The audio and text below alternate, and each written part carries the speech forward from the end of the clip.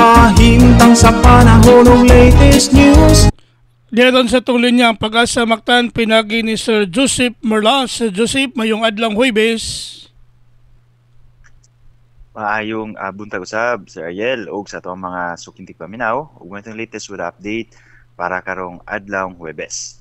Kining easterlies o ang init nga hangin nga gikan sa silangan o dagat Pasipiko may padayong nakaapekto sa atuang nasod.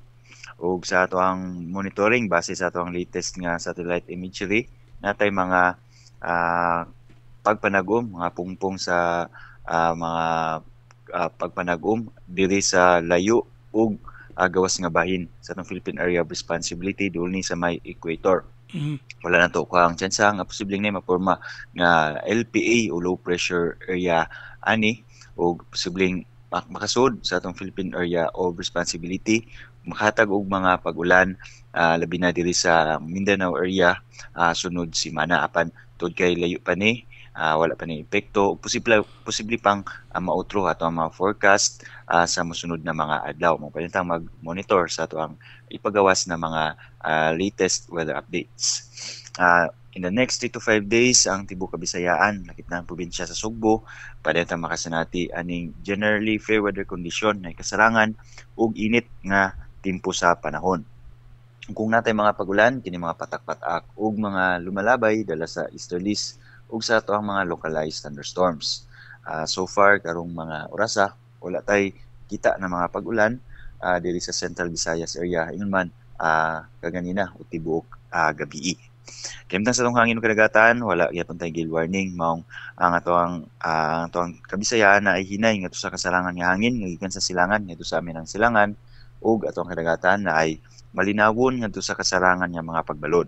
Sa Cebu atong dagat motaob ni sa alas 11:04 sa buntag ganay gilawmon nga 1.9 meters ug mo unas sa alas 6:15 sa gabi nga nagimabon nga negative 0.3 meters. Ato ang temperatura 28 to 33 degrees Celsius. Atong haring adlaw nisubang sa alas 5:24 sa buntag ug mosalop ni 3 minutos sa dili pa mag alas 6 sa hapon. Ug mga latest yan diri sa buhatan sa Pag-asa Mactan, Visayas del Oeste, si Joseph Merlas. Maayong buntag. Salamat Sir Joseph, yung may buntag sa Pag-asa. Welcome sir. Okay, good morning.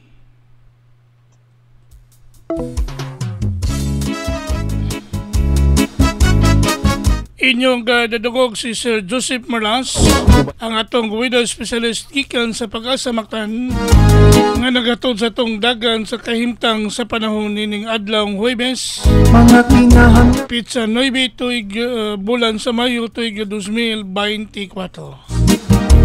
Salamat sa Pag-asa Mactan ug mayong buntag kaninyong tanan. kagikan sa TV station, may pangukauban kang kubra in action.